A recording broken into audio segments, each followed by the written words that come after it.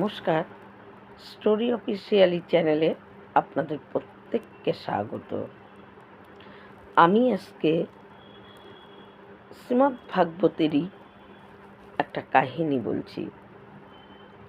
শ্রীমদ্ভাগবতে উদ্ধব যে বৃন্দাবনে এসেছিল, উদ্ধব সংবাদ। উদ্ধব আসলে আমাদের প্রথমে জেনে নিতে হবে উদ্ধব কে ছিল। উদ্ধব ছিলেন বৃহস্পতির যত শিষ্য ছিল তার মধ্যে শ্রেষ্ঠ শিষ্যই ছিল উদ্ধব। জ্ঞানের ভাণ্ডার ছিল। ভগবান শ্রীকৃষ্ণ তখন মথুরায়, তিনি মথুরা রাজা, এদিকে উদ্ধব ওই মথুরার সেনাপতি, ভগবানের পরম মিত্র। ভগবানের পরম মিত্র ছিল উদ্ধব, কিন্তু ভগবান শ্রীকৃষ্ণ উদ্ধবের ভিতরে জ্ঞান, প্রচুর জ্ঞান, কিন্তু তার ভিতরে প্রেম ছিল না।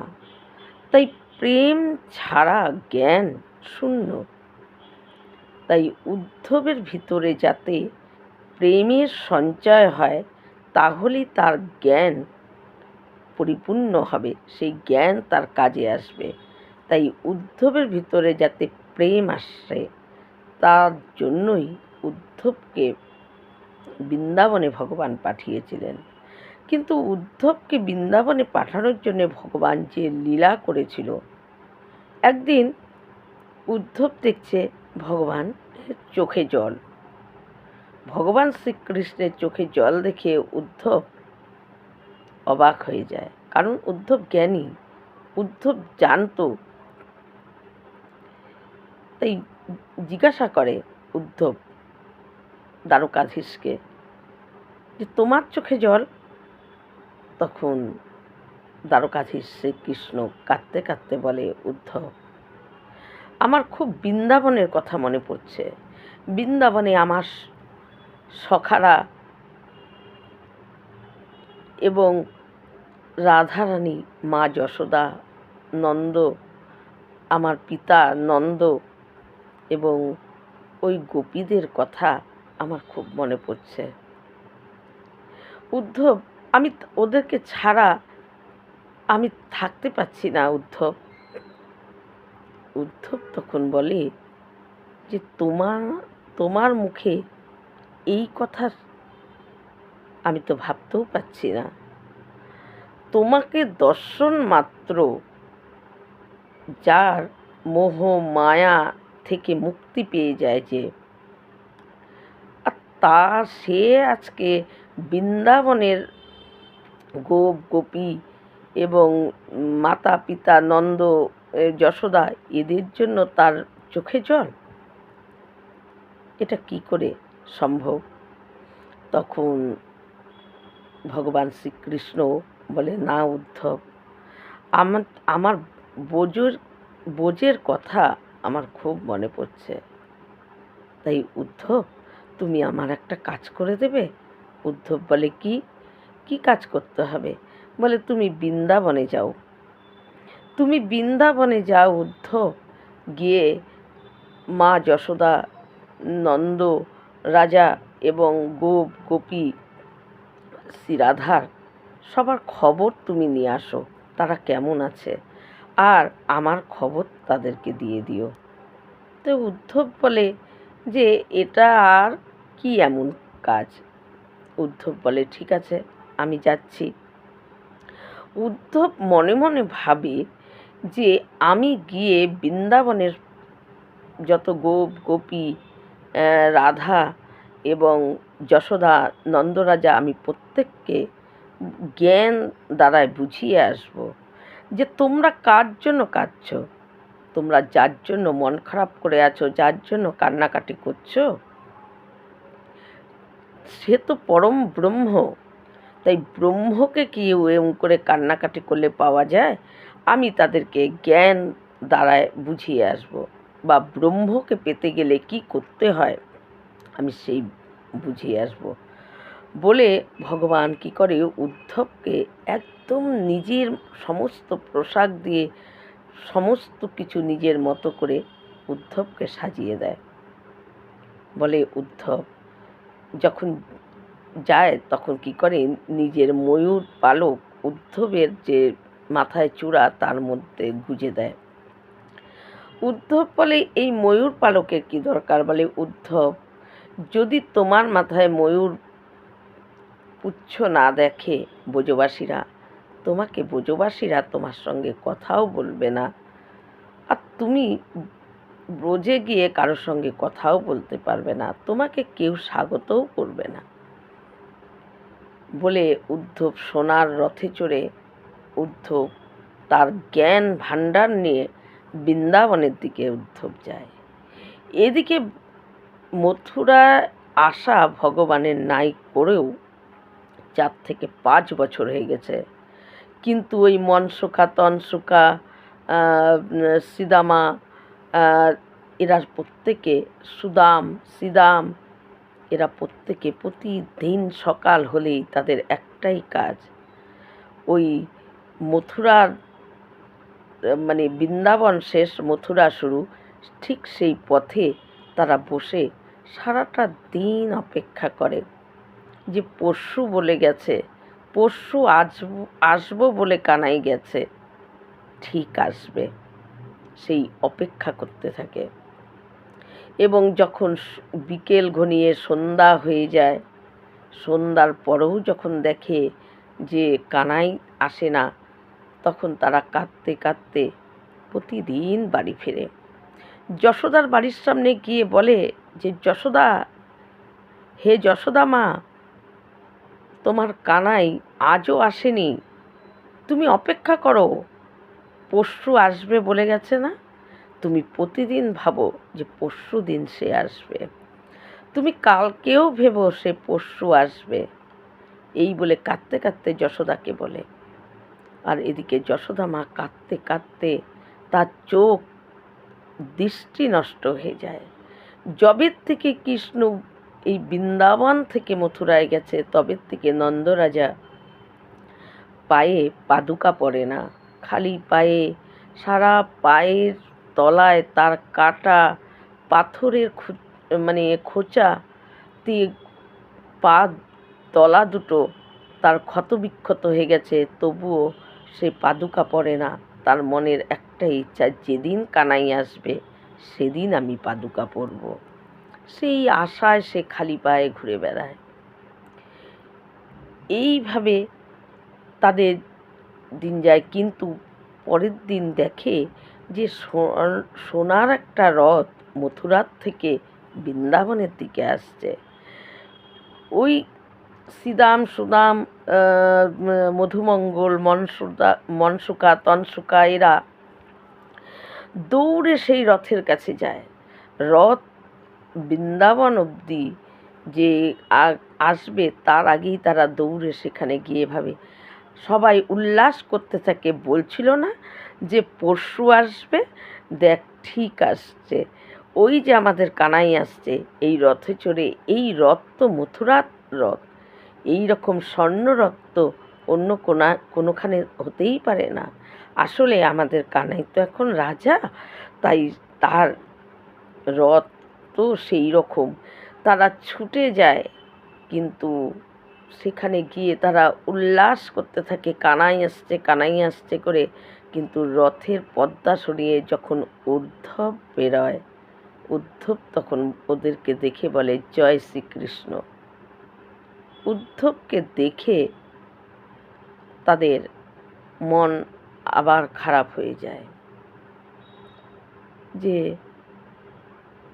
উদ্ধবকে বলে কানাই আসেনি।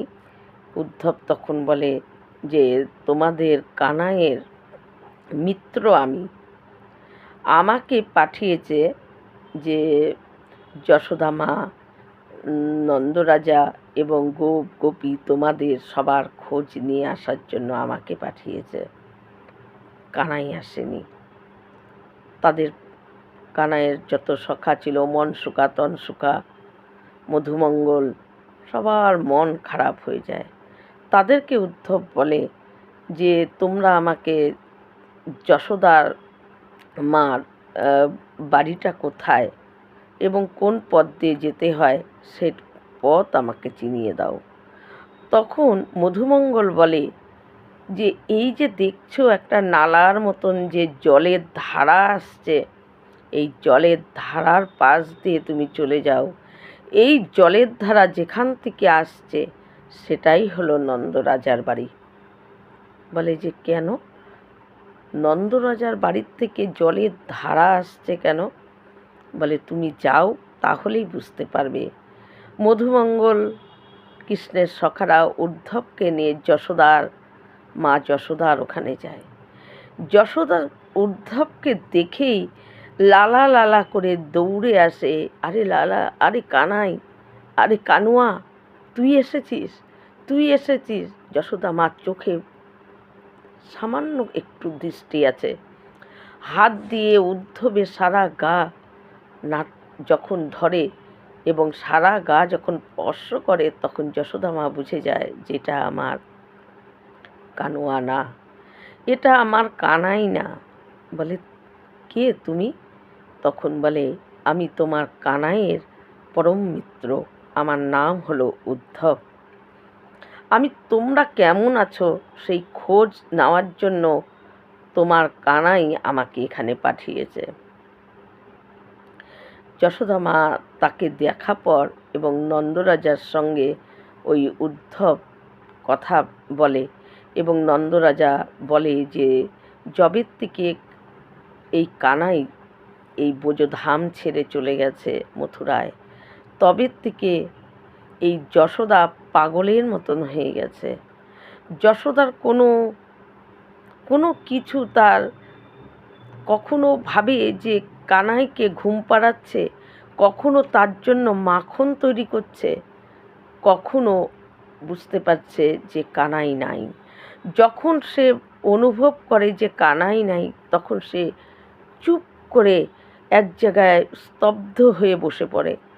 আবার কিছুক্ষণ পরেই বলে আরে কানাইয়ের তো খিদা পেয়ে যাবে, তাই মাখন তৈরি করতে চলে যায়। তাই যশোদার এই হাল, এই অবস্থা। আর উদ্ধব দেখে নন্দরাজার পা ছাল পড়ে গেছে।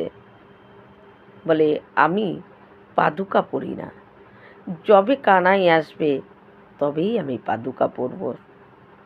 তাই আমি খালি পায়ে গোটা সব জায়গায় আমি খালি পায়ে যাই বলেই আমার এই পায়ের এর জন্য এই হাল। যশোদা যখন দেখে হাত দিয়ে এটা কানাই না, চুপ করে এক জায়গায় বসে আছে। উদ্ধব দেখছে। উদ্ধব তারপরে দেখে যে হঠাৎ যশোদা মা কী করছে, দৌড়ে বলছে আরে তুমি বসো, আমি কানাইয়ের খিদে পেয়ে যাবে, ও গরু নিয়ে চলে আসবে, আমি শিগগিরই মাখনটা তৈরি করে নিই বলে মাখন তৈরি করতে বসে যায়। উদ্ধব এই দেখে উদ্ধব বুঝতে পারে, উদ্ধবের জ্ঞান শূন্য হতে থাকে। উদ্ধব বোঝধামে প্রবেশ করা পর থেকেই উদ্ধবের জ্ঞানের ভাণ্ডার মনে হচ্ছে যেন আস্তে আস্তে শূন্য হয়ে যাচ্ছে। উদ্ধব এই দেখা পর তারপরে মধুমঙ্গল এবং কৃষ্ণের সখারা যে বলে যে আমাকে রাধারানীর সঙ্গে একটু দেখা করিয়ে দাও। তখন দেখে যে এক জায়গায় সমস্ত সখীরা গোল হয়ে বসে আছে, আর রাধারানী চুল জটা লেগে গেছে, একদম জবের থেকে কৃষ্ণ মথুরায় চলে গেছে, রাধারানী নিজের সাজসজ্জা সব কিছু ত্যাগ করে দিয়েছে। সমস্ত সখীরা দেখে উদ্ধব শুনতে পায় যে এক সখী বলছে যে জানিস রাধা, কালকে না আমি একটা স্বপ্ন দেখেছি। আমি যমুনায় জল আনতে গিয়েছি, আর কানাই একটা ছোট্ট পাথর দিয়ে আমার কলসিটা ছিদ্র করে দেয়, আর সমস্ত জলে আমি স্নান করে গেছি। আমি যেই তাকে ধরতে গেলাম, কিন্তু তখন দেখি কি সে নাই। আসলে তখন আমার ঘুমটা না ভেঙে গেছে রে, তাই আর তাকে ধরতে পারলাম না।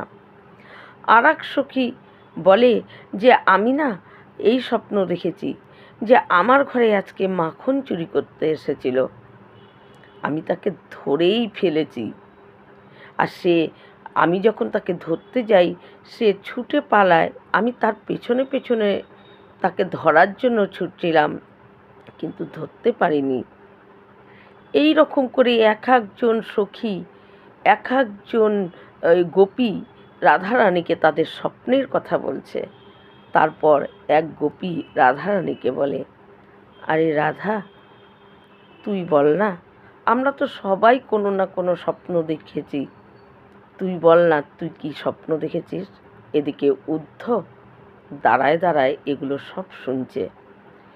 রাধারানী তখন মাটির দিকে, রাধারানী মাথা নিচু করে মাটির দিকে তাকিয়েছিল, তারা দেখেও নি উদ্ধবকে তখনও। রাধারানী কি করে, মাথা নিচু করে চোখ দিয়ে অঝরে জল পড়ছে, বলছে, আরে সখী, আরে গোপী, তোরা তো ভাগ্যবান, তাই তোরা স্বপ্নে কৃষ্ণকে দেখতে পাস, আমার তো সে ভাগ্যও নেই রে। আমি যে স্বপ্নে তাকে দেখব, আমার তো যবের থেকে মথুরায় চলে গেছে কৃষ্ণ, তবের থেকে আমার যে দু চোখে ঘুমই আসে না, সে যে আমার নিদ্রাকেই নিয়ে চলে গেছে। তাই তোরা তো ভাগ্যবান রে, তোরা তো তাও তাকে স্বপ্নে দেখিস, আমার সেই ভাগ্যও নেই বলে রাধারানী কাঁদছে। উদ্ধব এদের সমস্ত কথাবার্তা শুনে উদ্ধবের জ্ঞান শূন্য হয়ে যায়। উদ্ধব কি জ্ঞান দেবে এদেরকে দেখে? উদ্ধব নিজেই জ্ঞান শূন্য হয়ে গেছে যে কি জ্ঞান দেব। কিন্তু সেই সময় হঠাৎ এক ভ্রমর রাধারানীর সামনে দিয়ে ঘুরতে থাকে এবং চরণের সামনে রাধারানীর বারবার আসে। গোটা শ্রীমদ্ভাগবতে রাধারানী ভ্রমর গীত নামে যেটা আছে শ্রীমদ্ভাগবতে, সেটাই শুধু রাধারানী নিজে গিয়েছেন। সেই ভ্রমরকে দেখে রাধারানী তখন বলে, আরে ভ্রমর, তুইও কালো আর কৃষ্ণও কালো, তোরও যেমন স্বভাব কৃষ্ণেরও ঠিক তেমনই স্বভাব। তাদের ওই গোপীদের মধ্যে তখন একজন গোপী দেখতে পায় যে একজন উদ্ধবকে দাঁড়িয়ে থাকতে, আর উদ্ধবকে দেখেই গোপীরা বুঝতে পারে, তার মাথায় ময়ূর পুচ্ছ দেখেই বুঝতে পারে এ নিশ্চয়ই কৃষ্ণের কোনো মিত্র হবে, মথুরা থেকে এসেছে। তখন ওই ভ্রমর যখন আসে তখন রাধারানী বলে যে, আরে ভ্রমর, তুইও কালো, কৃষ্ণও কালো, আর তোরও স্বভাব আর কৃষ্ণের স্বভাব একই রে। তুইও সমস্ত এক ফুলের থেকে যখন রস পান করিস এবং পরে সেই ফুলকে তুই আর ফেরত সেখানে আসিস না, আবার তুই অন্য ফুলের তুই বসিস, তাই তোর আর কৃষ্ণের স্বভাব একই।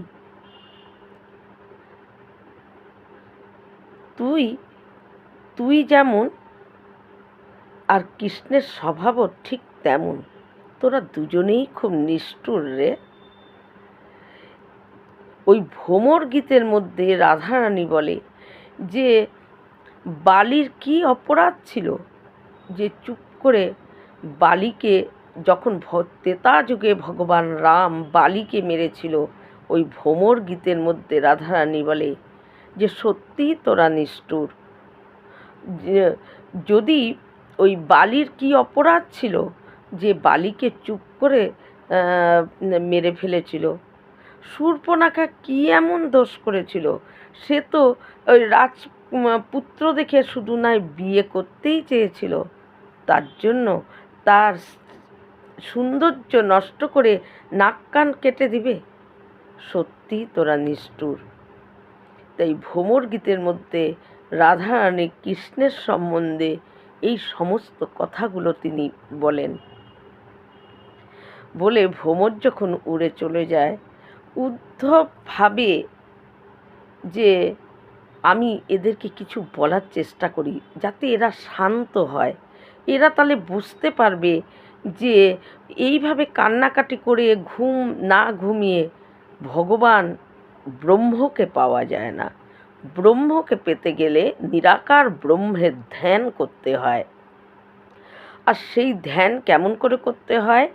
নাকের আগায় চোখের দৃষ্টি রেখে সম্পূর্ণ মন এক করে, যাতে মন ছুটাছুটি না করে, মনকে বশে করে তারপরে ধ্যান করলেই নিরাকার ব্রহ্মকে আকার দেখা যায়। আর এইভাবে ব্রহ্মকে তপস্যা করলেই ব্রহ্মকে পাওয়া যায়।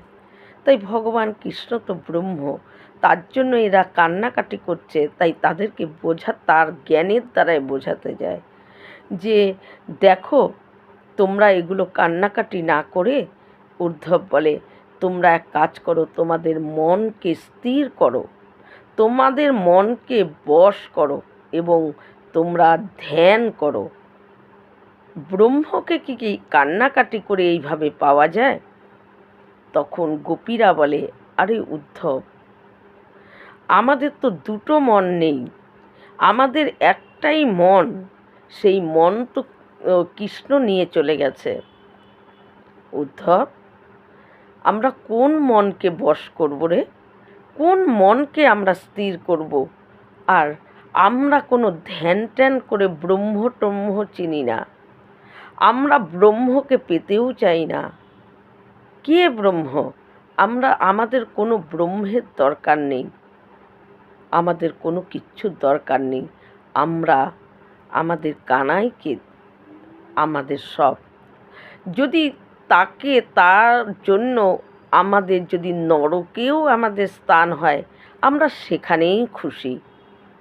আমরা আর অন্য কিছু চাই না। উদ্ধব বুঝতে পারে যে এদেরকে বোঝানো যাবে না। এরা ভগবানের প্রতি, ভগবানকে নিজেদেরকেই সম্পূর্ণ ভগবানকেই দিয়ে দিয়েছে, কৃষ্ণকেই এরা সব দিয়ে দিয়েছে।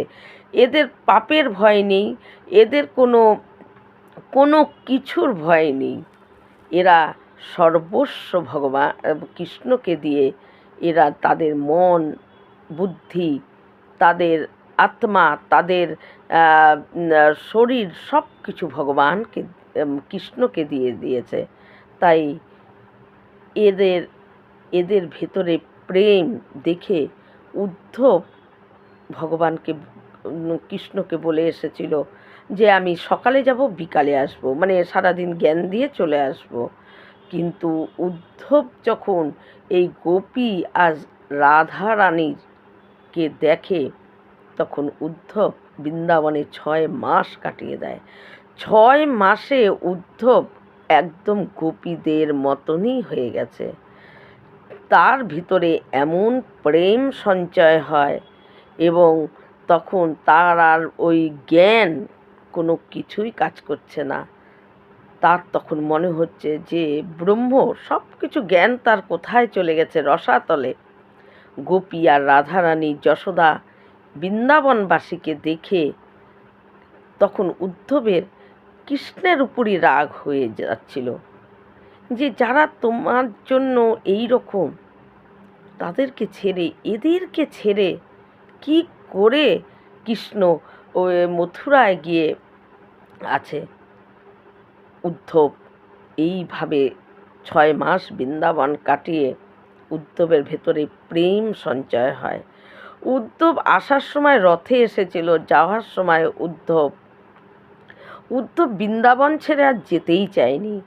কিন্তু রাধারানী উদ্ধবকে তখন বোঝায় যে উদ্ধব, আমাদের প্রাণ যেখানে, সেই প্রাণকে আমাদের, উদ্ধব বলছিল যে আমি আপনাদের দেখাশোনা বা এখানেই বৃন্দাবনেই আমি থাকবো, আমি আর মথুরায় যাব না।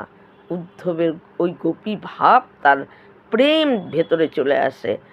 কিন্তু রাধারানী আর গোপীরা উদ্ধবকে বোঝায় যে উদ্ধব, তুমি মথুরায় যাও, আমাদেরকে দেখাশোনা করার জন্য কোনো কারো দরকার নেই। আমাদের প্রাণ যেটা, আমাদের আমাদেরকে যদি ভালো রাখতে চাও, আমাদের দেখাশোনা যদি করতে চাও, আমাদের যদি ভালো চাও, আমাদের যে প্রাণ, সেই প্রাণকে তুমি সুরক্ষিতভাবে দেখে শুনে রাখো, তাহলেই আমরা ভালো থাকব। কারণ একজনের প্রাণকে সুরক্ষিত রাখলেই তো সে জীবিত থাকে, সে ভালো থাকে, সুস্থ থাকে। তাই আমাদের প্রাণই হলো শ্রীকৃষ্ণ। আর তুমি আমাদের প্রাণকে তুমি দেখাশোনা করো। যাও উদ্ধব, তুমি বৃন্দাবনে আর থেকো না, তুমি যাও, তুমি মথুরায় যাও। ওই রাধারানী আর গোপীদের কথায় উদ্ধব পায়ে হেঁটে মথুরায় চলে যায়। উদ্ধবের আর রথ লাগে না। আসার সময় উদ্ধব যে সাজ পোশাক ছিল, যাওয়ার সময় উদ্ধব পাগলের মতন। কোথায় তার সাজ আর কোথায় তার পোশাক? 6 মাস উদ্ধব ওইভাবেই কাটিয়ে উদ্ধব পায়ে হেঁটে মথুরায় যায়। মথুরায় গিয়ে যখন শ্রীকৃষ্ণের কাছে গিয়েই উদ্ধব কোনো কথা নাই। শ্রীকৃষ্ণ যখন বলে, আরে আমার উদ্ধব চলে এসেছে, আমার উদ্ধব এসেছে, উদ্ধব কোনো কথা না বলে শক্ত করে ভগবানের শ্রীকৃষ্ণের হাত ধরে ভগবানকে টানতে থাকে। আরে উদ্ধব, আমাকে কোথায় টেনে টেনে নিয়ে যাচ্ছিস উদ্ধব? উদ্ধব তখন বলে যে, এই মথুরার সমস্ত কিছু আমি দেখে নেব। আমি তোমার হয়ে আমি কোনো দিন বৃন্দাবনে যাব না। আমার যদিও বৃন্দাবন ছেড়ে আসতে আমার ইচ্ছা করছিল না, রাধারানী আর গোপীদের বোঝানোতে আমি আসলাম, কিন্তু আমি তবুও ওই বৃন্দাবন ত্যাগ করে, তাদেরকে ত্যাগ করে আমি কষ্ট করে হলেও আমি মথুরায় থেকে থাকব এবং সমস্ত কাজ আমি করব। তুমি যাও, তোমার এখানে কোনো প্রয়োজন নেই কৃষ্ণ। তোমার যেখানে সবচাইতে তোমাকে দরকার, তুমি সেখানে যাও। তুমি কেন এদেরকে ছেড়ে এসেছো তুমি জানো? তোমার পিতা নন্দ পায়ে, তুমি জবের থেকে চলে এসেছো, পায়ে পাদুকা পড়েনি, তার পা ক্ষত বিক্ষত হয়ে রক্ত ঝরছে। যশোদা মার কথা জানবে? সে তো পাগলিনী। কোনো সময় চুপ করে বসে আছে, কোনো সময় তোমার জন্য মাখন তৈরি করছে, কোনো সময় এমনিই বলছে, আরে কানাই তুই এসে গেছিস, দাঁড়া তোর জন্য মাখন নিয়ে আসি, বলে মাখন নিয়ে এসে বসে আছে। কিন্তু যখন মাখন নিয়ে বসে থাকে, তারপরে যখন দেখে যে তুমি নাই, তখন আবার চুপ করে সে থমকে বসে থাকে। রাধারানী তুমি জবের থেকে এসেছো, তার চোখে ঘুম নেই। গোপীরা তোমার জন্য কাঁদতে কাঁদতে তাদের দিন রাত, তারা সর্বস্ব ত্যাগ করে তোমার কাছে এসেছে, আর তুমি তাদেরকে ছেড়ে চলে এসেছো। হে কৃষ্ণ, তোমার এখানে কোনো দরকার নেই, তোমার এখানে কোনো লীলা, কোনো প্রভাব, কোনো কিছুই দেখাতে হবে না, তুমি যাও বৃন্দাবনে। তখন এই কথা যখন উদ্ধবের মুখ থেকে দ্বারকাধীশ ভগবান শ্রীকৃষ্ণ শোনে, তখন ভগবান উদ্ধবকে বলে, উদ্ধব, তোমার ভেতরে জ্ঞানের ভাণ্ডার ছিল, কিন্তু তুমি আমার এত প্রিয় সখা উদ্ধব, কিন্তু তোমার ভেতরে প্রেম ছিল না। তাই কি করে তোমার ভিতরে প্রেম আনা যায়? কারণ যতই জ্ঞান থাক, প্রেম ছাড়া জ্ঞান অন্ধ। প্রেম ভেতরে থাকলেই জ্ঞানের চক্ষু খুলে যায়। আর যদি শুধুই জ্ঞান থাকে, তাহলে প্রেম না থাকে, তাহলে জ্ঞান অন্ধ, সেই জ্ঞানে কোনো কাজ নেই। তাই উদ্ধব, তোমার এই জ্ঞানের ভাণ্ডার, কিন্তু তোমার ভেতরে প্রেম কম ছিল, তাই তোমাকে আমি বৃন্দাবনে পাঠিয়েছি উদ্ধব। তোমাকে বৃন্দাবনে আমি যেই উদ্দেশ্যে পাঠিয়েছি, সেটা আমি সফল হয়েছি, তোমার ভেতরে প্রেমের সঞ্চয় হয়েছে। উদ্ধব বলে, আমি কোনো কথাই শুনব না। হে কৃষ্ণ, তুমি যতই প্রভাব এখানে দেখাও, আর যতই তুমি এখানে যাই করো না কেন, বৃন্দাবনে তোমাকে দরকার। এই বৃন্দাবন তুমি ছাড়া তা তোমার ছেড়ে আসা উচিত হয়নি। তখন ভগবান উদ্ধবকে বলে, উদ্ধব চোখটা বন্ধ করো। উদ্ধব তখন চোখ বন্ধ করে এবং ভগবান তাকে দেখায় যে ভগবানের ভিতরে ভগবানের বাম অঙ্গে রাধা এবং যত ওই মনসুকা তনসুকা সিদামা সুদাম প্রত্যেকে ভগবানের সারা শরীরে তারা, আর যত গোপী আর তারা সবাই ওই ভগবানের মধ্যে, এবং যত গাছপালা সব কিছু ভগবানের মধ্যেই উদ্ধব দেখতে পায়। তারপর উদ্ধব চোখ খুলে বলে, এগুলো কি কি দেখাচ্ছ আমাকে?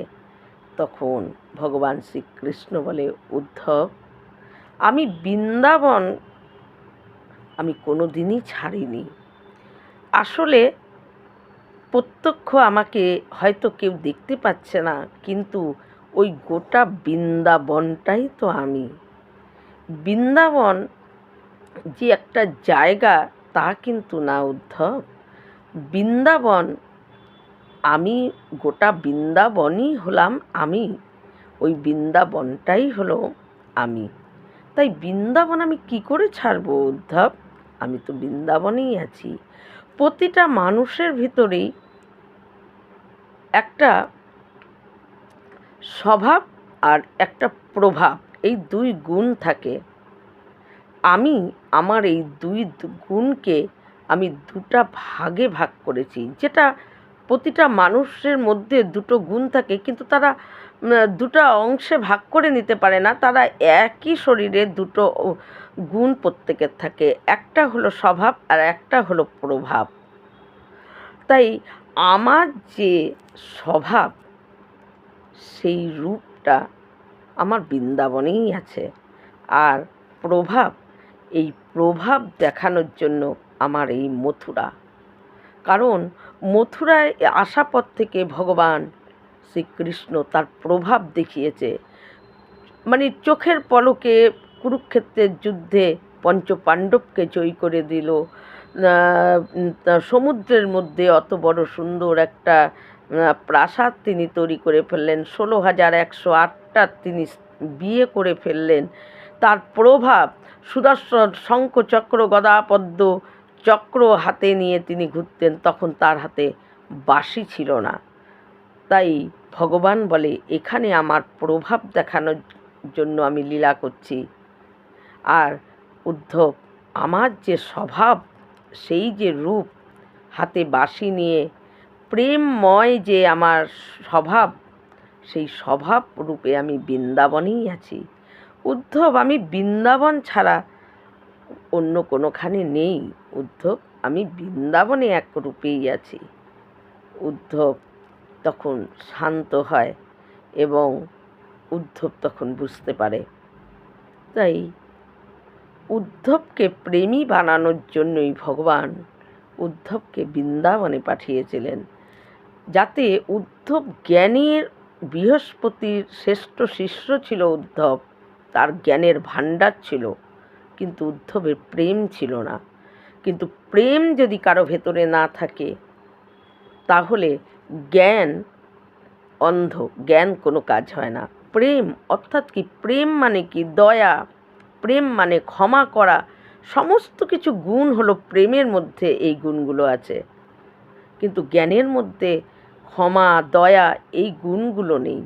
তাই যখন খালি জ্ঞান থাকে, আর যদি ক্ষমা করা, দয়া করা এই গুণগুলোই যদি কারো মধ্যে না থাকে, তাহলে ওই জ্ঞান দিয়ে কি হবে? তাই উদ্ধবকে ভিতরে প্রেম যাতে উদ্ধবের ভিতরে হয়, তার জন্য ভগবান উদ্ধবকে বৃন্দাবনে পাঠিয়েছিলেন। এই রকম ভিডিও পাওয়ার জন্য আমার চ্যানেলটিকে সাবস্ক্রাইব করবেন। নমস্কার।